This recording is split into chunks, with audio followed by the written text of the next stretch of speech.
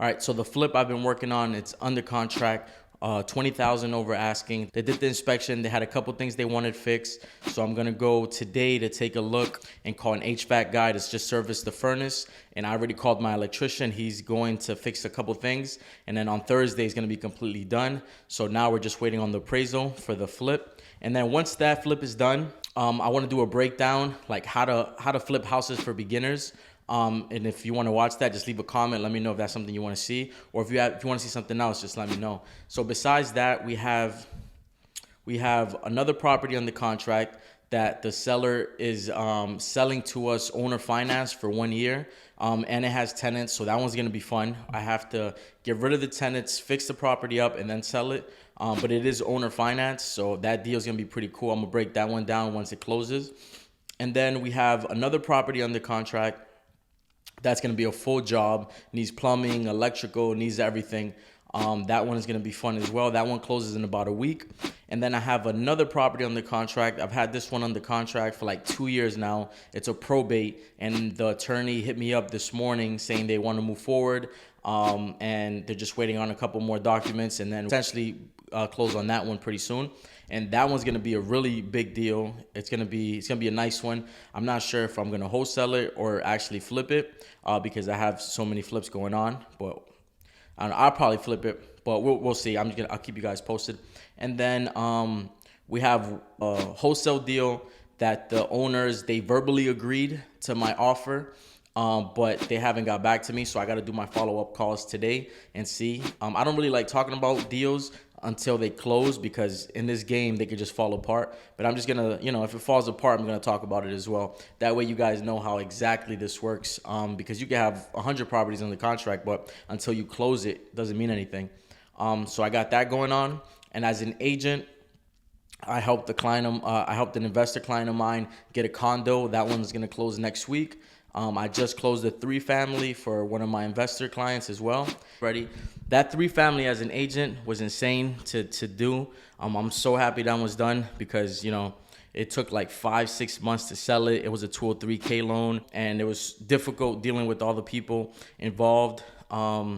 Just because it's just a tough loan. There's a lot of paperwork to it, but we got that done as well.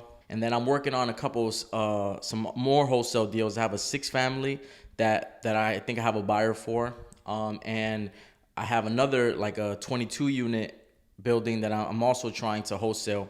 So I think going through this process, like things people are not going to tell you, like wholesaling is cool, but I think the way to make the most money is actually buying the property and then just put it back on the open market and let everybody bid on it, versus like you put it under contract and then you're assigning it and then you're trying to sell it in a week. Now, let's say if you leave it on the MLS for a month and you have all the buyers from the entire state looking at it, and then they could bid it up and you make more money. And since I'm an agent, I'm only paying out a 2% commission. So it makes sense for me to do it that way.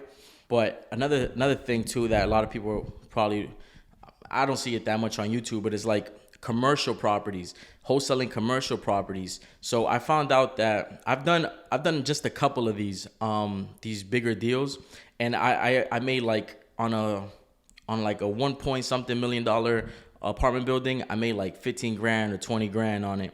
But I really didn't understand too much. But now I fully understand. Like, I understand cap rate. I understand debt service coverage ratio. I understand the major components of these buildings. So now I understand the buildings and what's a deal, what's not a deal. So now I'm going to start trying to wholesale these buildings like more. Like, I'm going to target them more. Just because I found out that the lenders are willing to pay up to 6% on an assignment fee. So if the property's $2 million, that's easily $100K that you can make. So it makes sense to target these bigger buildings. And then my ultimate goal is to buy one of these buildings. So why not, target those, get good at those. That way I can scale that part of it. And then I also met up with someone about a week ago, and they want to partner up on a building. So basically, if I find an off-market property, they come up with the finances, I do the management part, we do the renovations, we increase the rents, we stabilize the building, and then hopefully we can exit, sell it, or just keep it as a long-term buy and hold. So there's a lot of stuff going on. But I just want to keep you guys updated. I want to do this weekly. That way I hold myself accountable. Let's go.